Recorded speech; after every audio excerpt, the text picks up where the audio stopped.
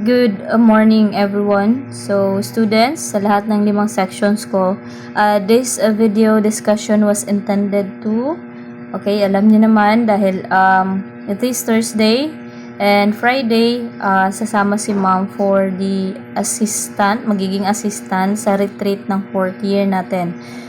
So, para walang maiwan na nakangangalang na estudyante, so, discuss tayo continuation based sa natapos natin. So, ito, natapos na natin ang 6 points of leadership power, which is we have reward, expert, legitimate power, informational, coercive, and referent power. So, we're going to continue here sa leadership style. So, number 1, we have kung kahapon na-discuss natin yung power, ngayon naman, we have different styles. So, we have first, here, we have the bureaucratic leadership.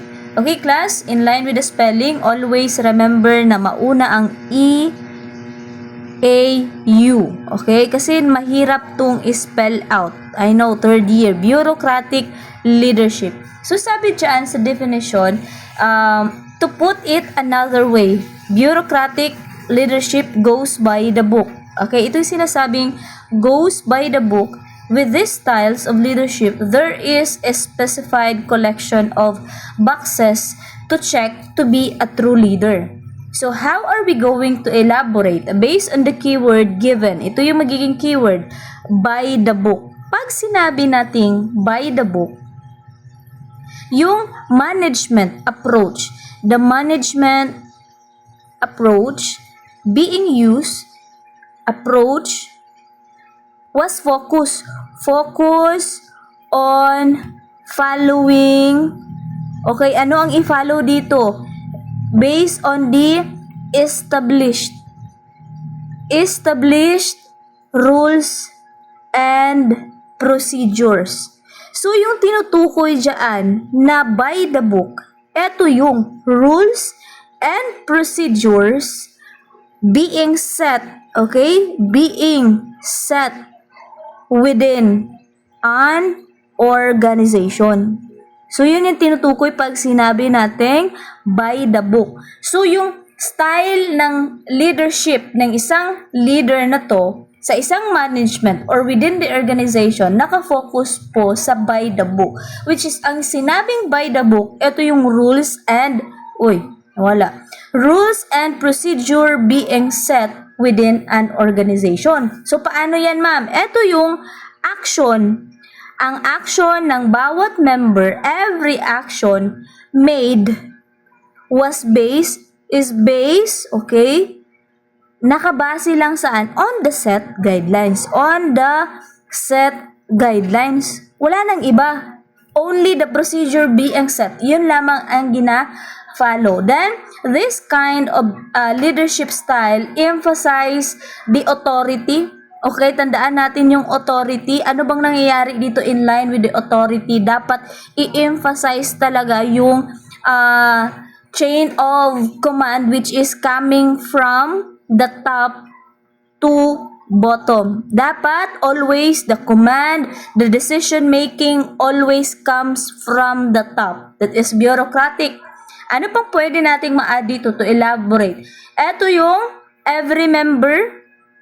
Okay, meron silang every member has a specific task. Bawat isa, meron talagang naka-specific task because based on the rules and procedures, dapat meron. Okay? It is an individual tasking. Okay? Naka-specify talaga. Then next, yung mga decision making dito, yung decisions was based on the rule talaga. Tandaan natin yung rules being set. Rules, not based on emotions. Yan, tandaan natin, not based on emotion. So, base tayo what is being like. Ito yung mga pwede nating tawagin na, pag sinabing rules, ito yung legal aspect. Sundin natin kung ano yung nakasaad. Ano yung na-implement. Yun lang, wala nang iba. Kasi, ito yan, na-disregard yung emotions na tinatawag. So, we are going to discuss the advantage. Pag ganito yung bureaucratic leadership, we had the advantages. Okay, number 1, pag sinabing advantage, magkakaroon talaga ng proper order. Yung tinatawag natin na discipline inside the organization. Number 2, fair talaga. Fairness na tinatawag or yung equality. Kasi sinusunod talaga yung what is legal. Then, magkakaroon ng clear communication. Yun, si example natin clear communication. Bakit clear communication man? It is because yung command, decision making from the top, okay? Gina-recognize talaga ang authority from top to bottom. Then, pag sinabi natin disadvantages, we have number 1. Anong number 1 natin? Anong pwede nating ma-specify? Based on this, grabe ka strict, no? It was being emphasized as strict. Yes, totoo po yan. So, pag strict po tayo, pag sinabing strict po tayo, so yung employee natin, anong mangyayari sa mga employees? Employees feel they are what? Being restricted. O kumbaga wala silang freedom of like to do something beyond from the rules. Yan. Like they feel being controlled. Another one, gina-control sila. They feel being controlled. Number 2, malimit dire guys or class yung something improvement na tinatawag or in short na lang yung innovation. Pag sinabing innovation, yung pagiging creativity. Kasi pag once you are being limited, okay, limit yung action mo, hindi talaga madadiscover yung creativity ng mga members na meron yung leader na dito. So next, we have the laissez-faire. Okay, it is being read as laissez-faire from the word lazy. Another key term natin, yung pagiging lazy ng isang leader. Bakit? This is a French word that translates to leave it be. Hayaan mo na yan. Yung ganon. With thumbs up, with his hands up. Another keyword, hands up. Okay, wala akong pake dyan. Taas kamay na ako sa inyo. Bahala na kayo dyan. Anong gagawin nyo? Leaders let their team without having to worry. Okay, hinahayaan niya. Wala siyang something na like nag-worry what will happen to them if walang supervision. Then, at the same time, every move being obsessively watched by the leader. So, without worrying about watching them. So, yun ang leader na meron dito sa laissez-faire. From the word na it was being lazy, itong leave it be is para kumbagang sinasabi dito, very little. Ano yung very little natin? Very little direction. Okay, so how are we going to elaborate pag sinabi nating lazy based on the definition given? Para mas maintindihan, the leader allow. Okay, the leader allow the members to what? Make decisions. Okay, hinahayaan niya kasi sinabi nga yung pagiging hands-off niya. Ito yun, keyword yun ninyo ha. Then next, ano pang magiging additional natin dito? Hindi, ang leader natin dito ay like something not strict. Leader is not strict. Hindi siya stricto. Bakit? Yes. Hindi na in line with monitoring. Okay, tinatawag strict in. Okay, ayusin natin to. Parang hindi naman to. Okay, erase muna natin. Pag sinabi nating leader is like is not strict in monitoring. Ano ba ang gina-monitor? Monitoring the employees. Kasi nga, hands off. Then at the same time, yung mga members has a freedom. Meron silang freedom to do whatever they want because walang nakabantay sa kanila, walang mata. Okay, freedom and decision making. Then at the same time, sa task na gagawin nila. Then, dito, advantage lang because the leader, kasi nga hands off siya, it means leader, meron siyang what? Trust. Okay, may trust towards the skills of the members. So, nagasalig siya kasi hindi niya na sinusupervise. So, ano ba ang magiging possible na advantage natin dito pag ganito yung leadership style na gagamitin ng isang leader? Number one, we have, okay, ito, magkakaroon na talaga ng creativity. Kasi merong freedom na tinatawag yung bawat member. Then at the same time, number two, yung confidence nila. Okay, confidence. Made-develop. Confidence ng bawat member and at the same time, yung pagiging independent.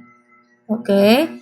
Independent. Okay, magiging independent yung bawat member. Din magkakaroon ng confidence kasi they feel na okay, our leader trusts us. Then, we are going to discover what we are going to do based on our task. Pero bawat advantage in line with the leadership style, meron talaga yung disadvantage. So, ano yung magiging natin? Disadvantage. Ito yung number one talaga, lack of direction. Hindi naman kasi sa lahat ng bagay, hahayaan mo lang yung member mo. Then next, magkakaroon ng, pwede yung magkakalituhan na ang bawat member, yung confusion, based on the roles, okay, yung bawat role nila sa responsibilities. Kasi walang authority na nagsasabi sa kanila, oy, ikaw, member number 1, dito ka sa tasking, ikaw yung in line with the printing, for example. Ikaw, member number 2, ikaw yung magde-distribute ng paper. So, kumbaga, properly assigned yung tasking. So, dito, magkakaroon ng confusion kasi walang nag-lead sa kanila in line with the roles, assigning of roles based on their responsibilities. So, yun, tandaan po ninyo, in line with the keyword, yung leave it be and hands off. From the word na lazy, yung pagiging lazy ng leader. Lazy siya, it is because ginahayaan niya lang yung mga member niya. Next, we have the autocratic. Autocratic leadership, on the contrary daw ng democratic. So, it was being compared to democratic leadership. Mamaya ma-discuss natin. This is autocratic leadership. You might think of that as an alternative of my way or highway or the highway. Pag sinabing ganon, my way or the highway, anong gusto mo? Sa akin na pamamaraan o matatanggal ka dito sa trabaho? Parang ganon. Autocratic leaders see themselves as having, ito yung magiging keyword, ito yung magiging keyword ninyo laga, yung having an absolute power. Sino nagkakaroon ng absolute power? Si leader. And in line with making decisions on their subordinates' behalf. They decide not just what needs to be done. Okay, hindi lang nila, in line with decision making, yung ginagawa nila is, ano bang dapat gawin? Then at the same time, how, paano? So, napakagaling ng leader dito, no? Kasi, siya na yung nag-decide kung ano yung mga gagawin at the same time, paano gagawin yung mga task. So, apakasipag para din siyang kabaliktaran ng laissez-faire. So, to elaborate with this kind of leadership style, pag sinabing my way or highway, eto yung nagkakaroon ng, of course, full control. Nagkakaroon ng full control over ano bang ginagawa nila? Decision making and at the same time yung tinatawag natin na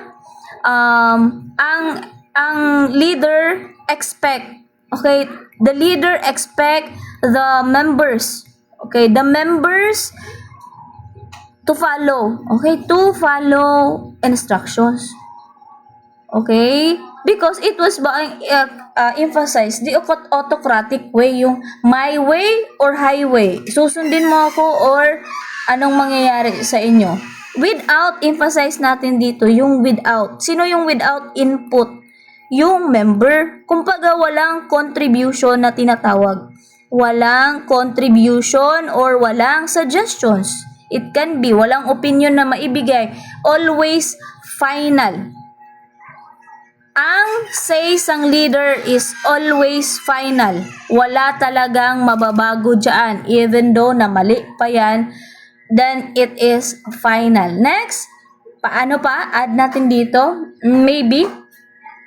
Ito, wala nang usap-usap. No need of for group. Okay, ito lang. For group discussion. Wala nang mangyayaring group discussion kasi nasa sayo na naman ang final decision as a leader. Bakit ka pa magkakaroon ng discussion? So, okay? Ano pa? Align with this dahil walang discussion. So, ang members are not consulted. Okay? Consulted. So, walang, okay, member 1, may I ask, what will be your suggestions about our tasking? Ano bang pwede mong makontribute? So, walang nangyayaring ganun. Wala nang naaabot, directly sa leader na galing yung decision talaga.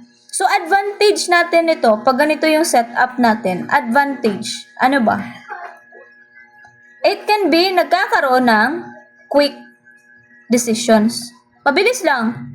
Kasi tama naman, di ba? Pag isang tao lang yung nagde-decide, napakadali lang makapag-come up. Kasi wala nang consideration na coming from other people, wala nang advices, suggestions. Kasi nasa sa kanya na yung final say. Number 2, we can say that, ano ba yung pwede natin maging example dito? Pwede natin ilagay yung pagkakaroon ng discipline environment. Tama naman.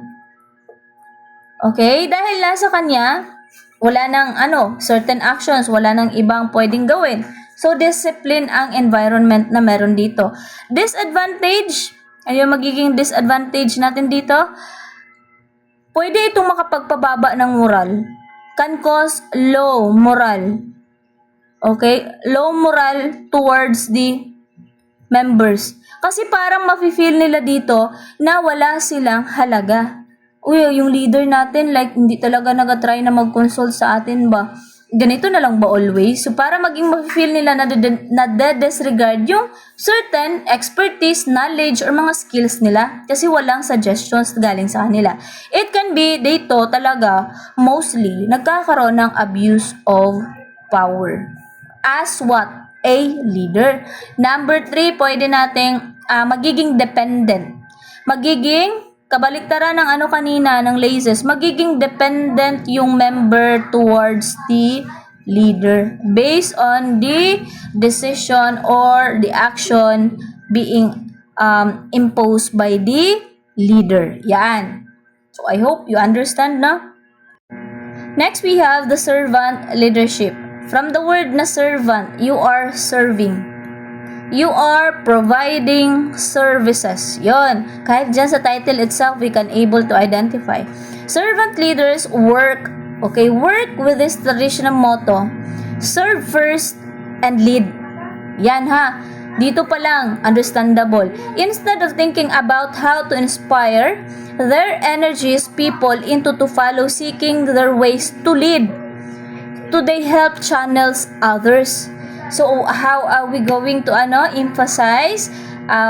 Paano natin madagdagan yung certain ideas? Ito yung ang main goal. Ito yung magiging main goal is magkakaroon ng serve first. Ito. Serve first. Serve first before ka daw before focusing on power or yung authority na tinatawag. Pagsilbihan mo muna sila bago ka mag-come up na yes, ako na yung may power. Ako yung may authority, sundan nyo na ako. So, pag sinabing servant, ipakita mo muna na you are serving them as a leader. Gina-prioritize. You are prioritizing, prioritize mo yung growth muna nila before ka mag-impose ng power and authority towards follower. Yan. So, what will be the advantage of this kind of servant leadership? Okay? Ano yung magiging advantage natin pag servant? It can be advantage is that magiging thankful yung mga members nila in line with the service of the leader. So magiging sila kampante, okay, based on that. kasi nag-guide talaga, merong guidance, pinapakitaan talaga ng guidance, then at the same time effort, direction before mag-impose ng certain responsibilities. Magiging thankful. Then ang negative natin dito same pa rin. Pag once na pinakitaan mo ng ikaw muna yung nagsilbi, parang yung respect sometimes, parang mafe-feel nila na walang gap.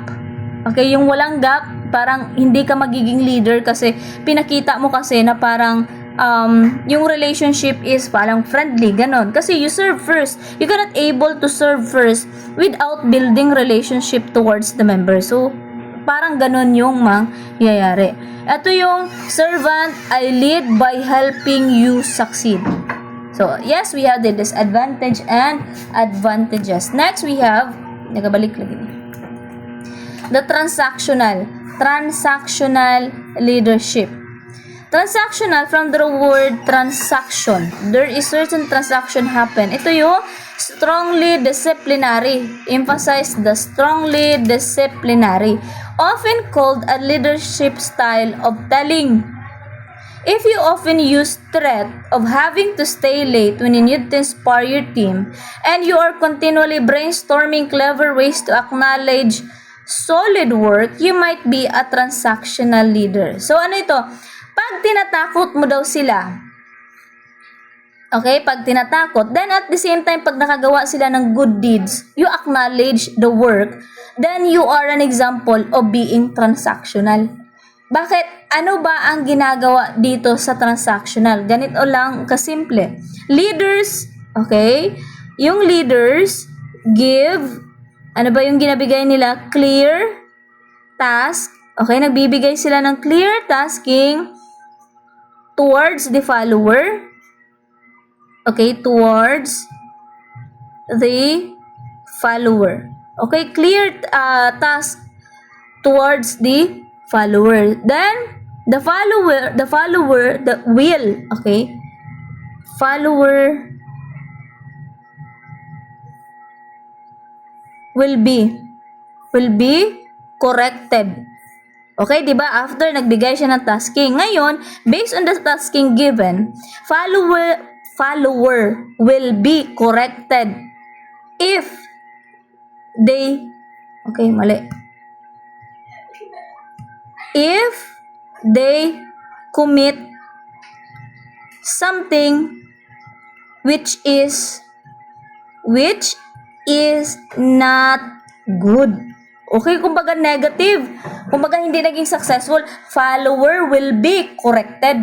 Pag sinabi natin corrected, pwede kang mapagsabihan, bigyan ng sanction, certain consequences. Pag nakagawa ka ng something which is not good within the task you did. Okay? In line with the task. Pero, pag once successful, ang ibibigay sa'yo is reward. Okay? Pag once successful yung tasking na nagawa mo. So, it can be reward. Kaya sa sinabing transactional, o ikaw member, all of my member, alam nyo ang mangyayari sa inyo is that pag you successfully completed the tasking within our organization, all of you will be given a reward.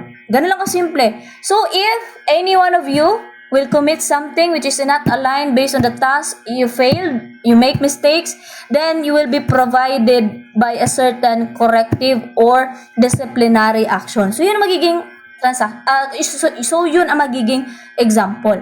There is transaction between the leader and the member. Sabot tadaan ba? Tagaan ko kamo tasking, assignan ko kamo, pag nagkamali kayo, expect talaga na I will correct you. If you are going to be maging successful yung certain task, then I will reward you. Ganon yung transactional leadership. Next, we have transformational leadership. Dalawa yung definition natin dito, the same lang po yan. Ito yung style ng leadership daw na empowering their workers to change. Ito yung gina-emphasize talaga ng isang leader or itong leader na to na dapat magkaroon ng change talaga sa kanyang mga members. Leaders are trying to enhance or gina-transform giniya. Gusto niya na ay change gid may tabo sa member towards the individual or group in which they lead. Such leaders are working or making changes and finding new ways to get things done. So, nakafocus yung leader in line with innovation. It can be in the behavior, pwede. Anong babaguhin niya in line with the behavior of the members? Halimbawa, yung dating always failure ng tasking, ngayon giguide niya, binigyan niya na certain direction, tinulungan niya. Yung behavior or yung certain characteristic na ganon, ngayon naging successful na. Wala nang nagagawang mali. So, there is a change. Pag sinabi naman natin on the process, pag sinabi natin the process, the procedure inside the organization, hindi pa alam kung ano yung pasikot-sikot. Okay, the process. So pag halimbawa tutulungan siya ng leader niya, ang mangyayari nun is what? Ano mangyayari? Pag sinabi ng tutulungan in line with the process, yung dating hindi marunong, paano gawa ng letter, mag-transmit ng memorandum towards another agencies. Ngayon, natulungan ni leader na enhance ang skills. Ngayon, expert na. So, there is certain change. Kumbaga, hindi daw magiging effective ang leadership ng isang transformational kung wala siyang na-transform na certain individual or group. In line, it can be on the behavior, skills.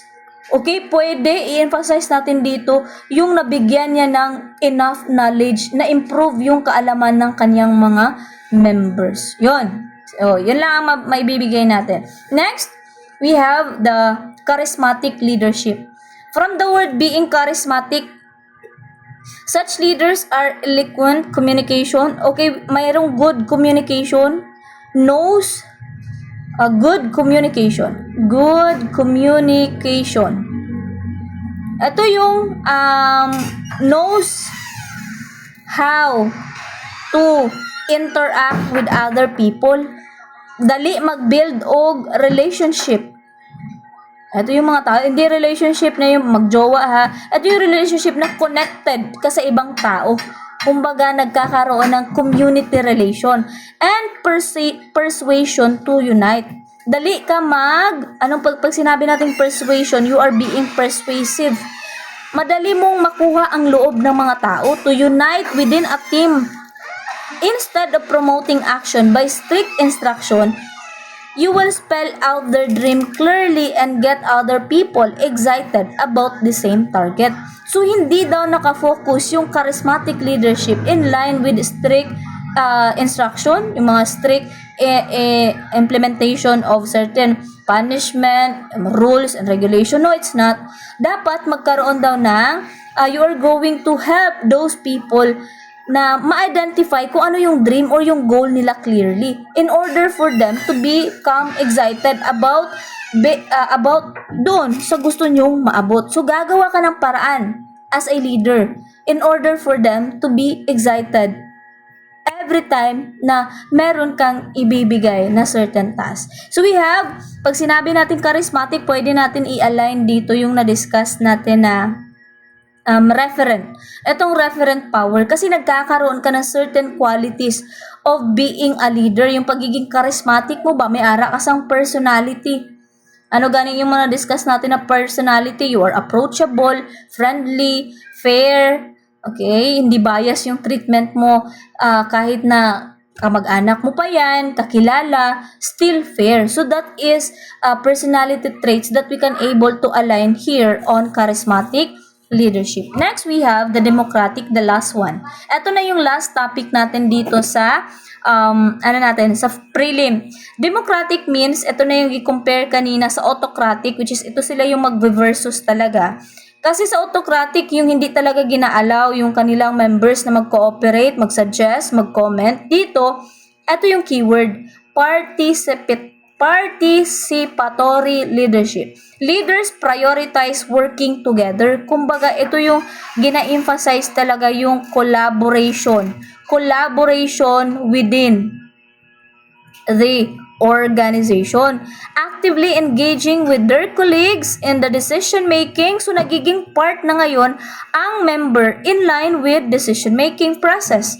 Democratic leaders respect others people's ideas. So, tinatanggap, ina-accept, and feedbacks. Okay, nag-accept din siya na feedbacks. It can be comment, negative comment. Oy, leader, may napansin kami sa imo that you need to improve but not to offend you also. The leader will accept kasi that is feedbacking. Next, encourage discussion of those inputs. So, hinahayaan or binibigyan ng freedom. Meron ditong freedom of expression. Kung hahayaan ka, okay, member 1, what are you going to comment based on our situation? Meron tayong problem na kinakaharap sa organization natin. Ano yung mako-contribute mo para magkakaroon tayo ng final decision? Bawat isa sa atin mag-contribute, then we are going to assess the situation, then come up tayo ng certain solution. So ngayon, nagkakaroon ng consultation. Kabaliktaran nga siya ni autocratic. So, that's all for the discussion within our topic dito sa prelim. So, yan ang magiging last natin. So, I hope you listen this discussion. Prepare for a long quiz on Monday. Then, at the same time, a certain activity na possible i-post ko bukas, Thursday or Friday. Activity number 2, which is a possible magiging groupings yun. So, yun nga. Hope you understand. That's all for today. Thank you. God bless. Ingat kayo always.